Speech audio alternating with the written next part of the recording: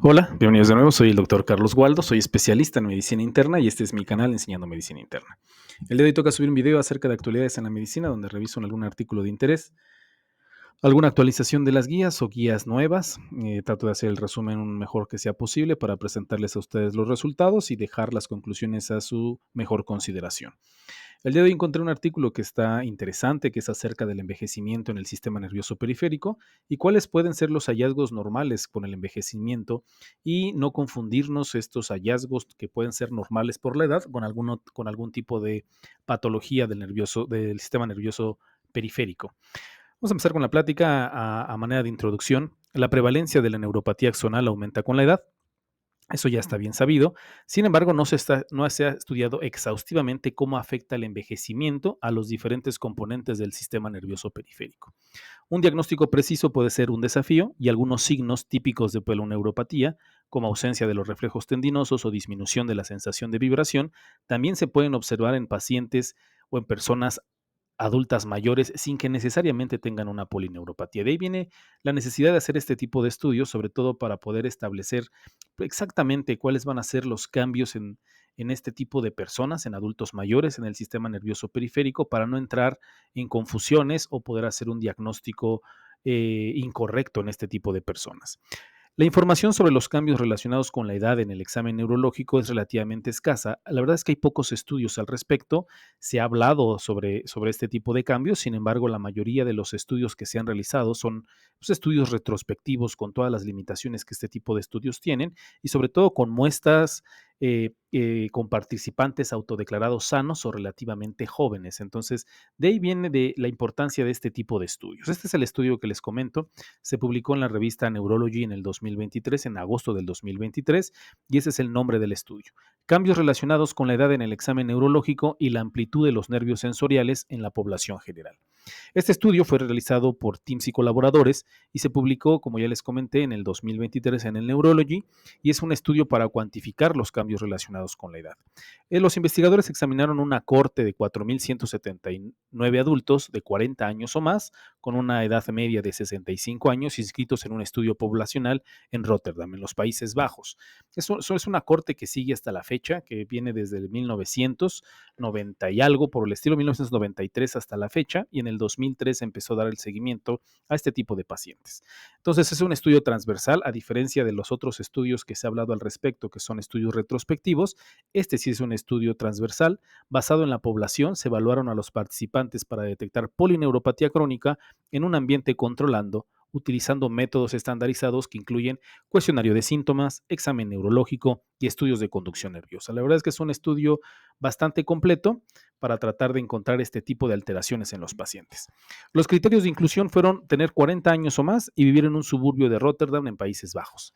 Se incluyeron participantes no diagnosticados con polineuropatía crónica, mientras que los criterios de exclusión fueron un diagnóstico de polineuropatía realizado por un neurólogo con al menos los siguientes: 3 o más de 12 síntomas de polineuropatía, que esto se hacía mediante un cuestionario de 12 preguntas, igual o dos hallazgos en el examen de las extremidades inferiores, que el cual se hacía de reflejos, de sensibilidad, un examen neurológico de ambas extremidades o amplitud del potencial de acción del nervio sural por debajo de 4 volts. Entonces, todo este tipo de pacientes se descartaban del estudio. Esto es importante porque en los estudios previos que se había hablado sobre el tema, la verdad es que no se hacía un examen neurológico tan detallado para tener criterios de inclusión, sino que solamente se les hacía un cuestionario para ver si los pacientes no tenían síntomas o que estaban sanos para poder entrar al diseño del estudio. Y en este estudio fueron un poco más meticulosos en cuanto a los criterios de inclusión y a los criterios de exclusión. ¿Cuáles fueron los resultados del estudio? Entre los 3.780, es decir, 90.5 participantes sin neuropatía, las diferencias con la edad fueron más pronunciadas en el sentido de la vibración, evaluado en el hallux, y en los reflejos del tendón de Aquiles. Y las mayores diferencias ocurrieron después de los 60 años. Como pueden ver en la tabla que les estoy poniendo en la diapositiva, la puntuación media de vibración del diapasón Rydell-Seifer disminuyó de 6.6 en aquellos participantes que tenían una edad de entre 40 a 49 años y disminuía hasta 3.6 en los participantes mayores de 80 años. Pero como pueden ver en la tabla, pues iba una disminución de una manera paulatina en el transcurso de los años. De 50 a 60 bajaba, de 60 a 70 bajaba más, de 70 a 80 bajaba más, y por arriba de los 80 años se encontró una diferencia bastante importante con la disminución de la sensibilidad hasta 3.6. En cuanto a los reflejos del tendón de Aquiles, estaban disminuidos ausentes en el 9% de los participantes de 40 a 49 años, pero en el 33% de los participantes mayores de 80 años. También bastante importante. Los reflejos del tendón rotuliano y la sensación del dolor superficial fueron más estables, así fueron muy parecidos en cuanto a la edad. Donde se veía más un cambio significativo era en el reflejo del tendón de Aquiles. En cuanto a las amplitudes de snap, es decir, del potencial de acción del nervio sensorial sural, disminuyeron de forma no lineal con la edad. Una amplitud media de los 40 a 49 años, como podemos ver en la tabla, de 12.3, y en los mayores de 80 años de edad de 4.0. El SNAP, sí es importante comentarlo, que no fue registrable, o sea, no se le alcanzó a determinar bien el potencial de acción hasta en el 25% de los participantes mayores de 80 años. Entonces, a manera de conclusión o discusión final, los autores comentan lo siguiente, se los leo de una manera textual. Este estudio mostró el efecto de la edad sobre las características del examen neurológico y la amplitud del nervio sural en la población general. Estos hallazgos son útiles para distinguir características que sugieren polineuropatía de variaciones del envejecimiento normal del sistema nervioso periférico. Entonces, a manera de opinión personal, la observación de que con el envejecimiento se producen cambios funcionales y electrofisiológicos en el sistema nervioso periférico, pues no es nueva, como ya les había comentado.